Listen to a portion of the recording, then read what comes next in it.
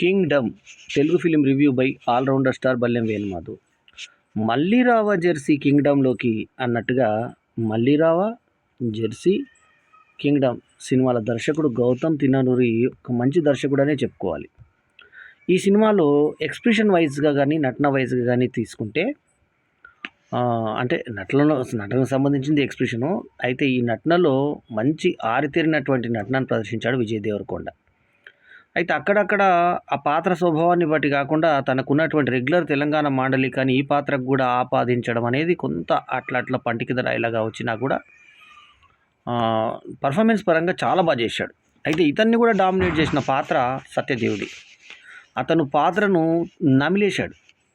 అట్లాగే ఇంకో కొత్త నటుడు పరదేశీ నటుడు అయినటువంటి ఇంకొక అబ్బాయి కూడా బాగా చేశాడు విలన్గా.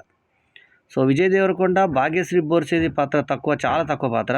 సత్యదేవ్ కంచరాన మాత్రం అదరగొట్టినటువంటి సినిమాకి గౌతమ్ తిన్ననూరి డైరెక్టర్, రైటర్ కాగా, సూర్యదేవర నాగవంశీ, తర్వాత సౌజన్య ఇద్దరు నిర్మాతలు కాగా, అనిరుద్ధ్ రవిచంద్రన్ మ్యూజిక్, గిరీష్ గంగాధరన్ సినిమాటోగ్రఫీ, మళ్ళీ జామన్ టీ జాన్ కూడా సినిమాటోగ్రఫీ చేయడంతో నవీన్ నూరి ఎడిటింగ్తో ఆకట్టుకున్నట్టు సినిమాగా ఈ సినిమాని చెప్పుకోవాలి. రణరంగం అని 2019లో సిద్ధార్థ్ను శర్వానంద్ మెయిన్ హీరోగా, సిద్ధార్థ్ సెకండ్ హీరోగా వచ్చిన సినిమా అది.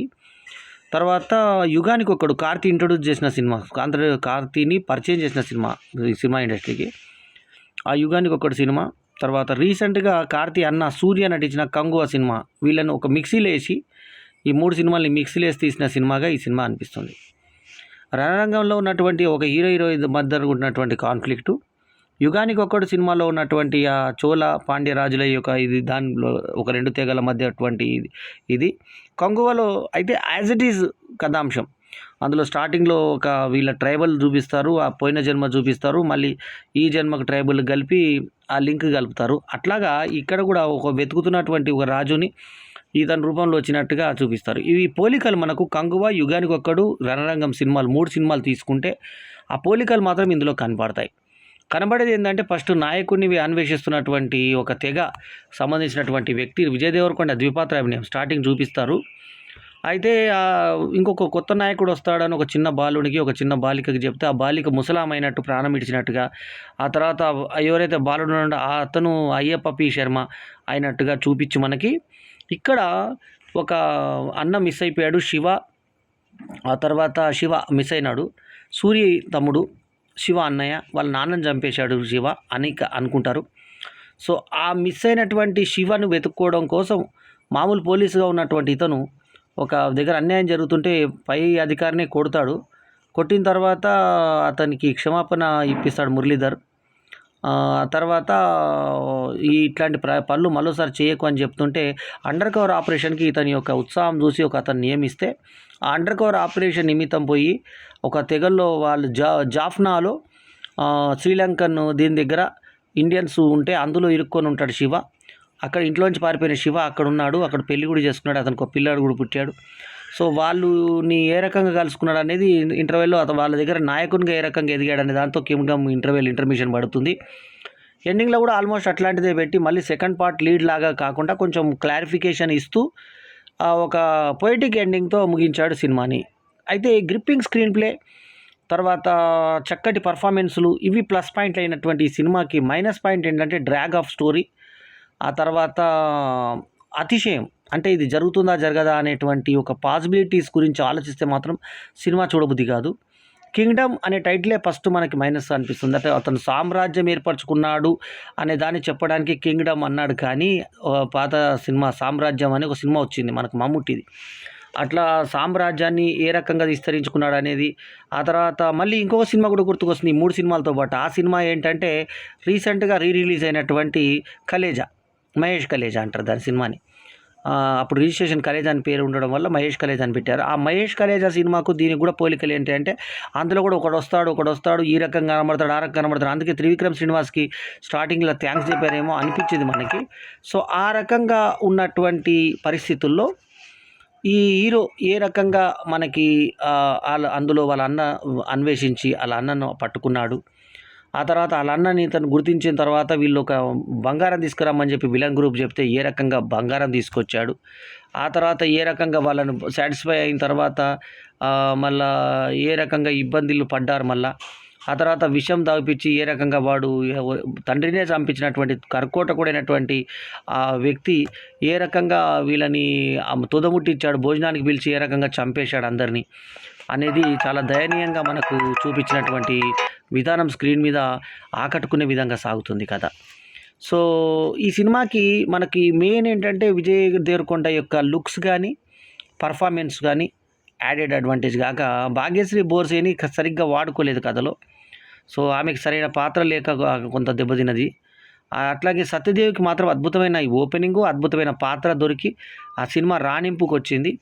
సాంగ్స్ లేకపోవడము, సినిమాకి కరెక్ట్ హీరోయిన్స్ లేకపోవడము, రొమాన్స్ టైపులో ఎటువంటి ఇది లేకపోవడము, స్పాన్ ఉన్నా కూడా హీరోయిన్కి ఎటువంటి ఇది లేకపోవడము, వాళ్ళిద్దరి మధ్య ఎటువంటి ఆపేక్ష కానీ అనురాగం కానీ ఏది చూపించకపోవడము, ఇవి మెయిన్ మనకి ఈ సినిమాలో మైనస్. కాకపోతే ఈ సినిమా ప్రొడ్యూసర్ సాయి సౌజన్య కానీ నాగవంశి కానీ సక్సెస్లో ఉన్న నిర్మాతలు కాబట్టి వాళ్ళు ఉన్నంత వరకు వాళ్ళకి కొంత మనకి ఈ సినిమా ఇది బెటర్ అని అనిపించిన 2 గంటల 40 నిమిషాల నిడివితో వచ్చినటువంటి ఈ సినిమాకి US 16+ సర్టిఫికేట్ ఇవ్వడం జరిగింది. 31 జూలై 2025 గురువారం రోజు ఈ సినిమా విడుదలైంది. అయితే ఇక్కడ ఒక జోక్ ఏంటంటే 130 కోట్ల బడ్జెట్తో రిలీజ్ అవుతుందని చెప్పినటువంటి ఈ సినిమాలో మనకి ఏ సర్టిఫికేట్ ఇవ్వకుండా సినిమా అంతా నరుక్కోవడము, పొడుచుకోవడము, కత్తులు, కటార్లు, రక్తపాతాలు ఇవి అన్నీ చూపిస్తున్నా కూడా ఏ సర్టిఫికేట్ ఇవ్వకుండా ఎంత మేనేజ్ చేశారా బాబు US సర్టిఫికేట్ 16+ అని అనిపించింది. ఎందుకంటే ఏ కోణంలో చూసినా కూడా ఈ US 16+ చూసే సినిమాలాగా నాకైతే అనిపించలేదు. ఖచ్చితంగా ఏ సర్టిఫికేట్ ఇవ్వాల్సిన సినిమా ఇది. ఎందుకంటే దీంట్లో ఉన్న హింస ఆ రేంజ్లో హింస ఉంది ఈ సినిమాలో. మరి దీనికి ఎందుకు మరి సర్టిఫికేట్ ఇవ్వడము అది కొంచెం హాస్యాస్పదంగా అనిపించింది నా వరకు అయితే. ఎందుకంటే ఈ సినిమాలో ఉన్నటువంటి అట్లాంటిది ఎక్కువ ఇది కనబడ్డది మనకి. సో కాకపోతే ఆర్టిస్టులుగా చేసిన వాళ్ళు ఎవరైతే ఉన్నారో వాళ్ళు మాత్రం చాలా అద్భుతంగా చేయడం జరిగింది. సూరి పాత్రను తీర్చిదిద్దిన తీరు, తర్వాత సత్యదేవ్ శివ పాత్రని తీర్చిదిద్దిన తీరు చాలా చాలా అంటే చాలా నచ్చే విధంగా మనకి ఆకట్టుకునే విధంగా సాగుతుంది ఈ సినిమా. అయితే తర్వాత కౌశిక్ మహతా, కేశవ్ దీపక్, BS అవినాష్లు పోషించిన పాత్ర కూడా ఆకట్టుకునే విధంగా. కానిస్టేబుల్గా ఉన్న ఇతను ఒక ఇన్ఫార్మర్గా మారి ఒక ఏదైతే ఒక కోడ్ లాంగ్వేజ్ ఉంటుందో ఆ కోడ్తో వాళ్ళ మిలిటరీ ఢీకునేటప్పుడు బయటపడేటువంటి సన్నివేశము, అది అనుమానం పడ్డటువంటి ఇంకొక అతను వీళ్ళని ట్రేస్ చేయడానికి ట్రై చేయడము, తమ్ముని మీద ప్రేమతో తనే తప్పు చేశానని అన్న ఒప్పుకోవడము, తర్వాత అనిరుద్ రవిచందర్ యొక్క బ్యాక్గ్రౌండ్ స్కోరు ఇదంతా కూడా కలిసి వచ్చి సినిమా చూసినంత వరకు అయితే చూసే వాళ్ళకి బోర్ కొట్టకుండా అయితే ఉన్నా కూడా అక్కడక్కడ కొన్ని ల్యాగ్ సన్నివేశాలు మినాయించి ఆ సినిమాలో దమ్మున్నటువంటి కథనాలు ఎక్కువ ఉన్నాయి ఇందులో. అంటే మెయిన్ క్యారెక్టరైజేషన్ను చాలా బాగా తీసుకొచ్చారు. ఆ ఆర్టిస్టుల పర్ఫార్మెన్సు వాటి తోడు ఎక్కువ నడుచుకుంటూ వచ్చేసింది సినిమా. అక్కడ ఎక్కువ రన్ అయిపోయింది సినిమా, మెయిన్ ఆర్టిస్టుల పర్ఫార్మెన్స్. సో అక్కడ మాత్రం ఎవ్వరు కూడా దీన్ని తప్పుపట్టలేరు. ఎందుకంటే ఆ పర్ఫార్మెన్స్లు మామూలుగా కాదు, చాలా అద్భుతంగా పర్ఫార్మెన్స్లు వచ్చాయి. సో అది మాత్రం యాడెడ్ అడ్వాంటేజ్ అయింది ఈ సినిమాకి. ఆ సత్యదేవ్ క్యారెక్టర్ని తీర్చిదిద్దిన తీరు మెయిన్ అక్కడే మనకి ఈ సినిమాకి ఎక్కువ ప్లస్ పాయింట్ పడింది. అట్లాగే భాగ్యశ్రీ బోర్సేని మాత్రం సరిగ్గా విధంగా వాడుకోలేదు. తర్వాత మిగతా పాత్రలన్నీ కూడా ఆకట్టుకునే విధంగా సాగాయి. మొత్తం టోటల్ పాత్రలు ముఖ్యంగా అయ్యప్ప శర్మకు పాట కూడా ఇవ్వడం, అతను పరిధి మేరకు చాలా బాగా చేయడం, ఇవి మెయిన్ ప్లస్ అయ్యాయి మనకు సినిమాకి.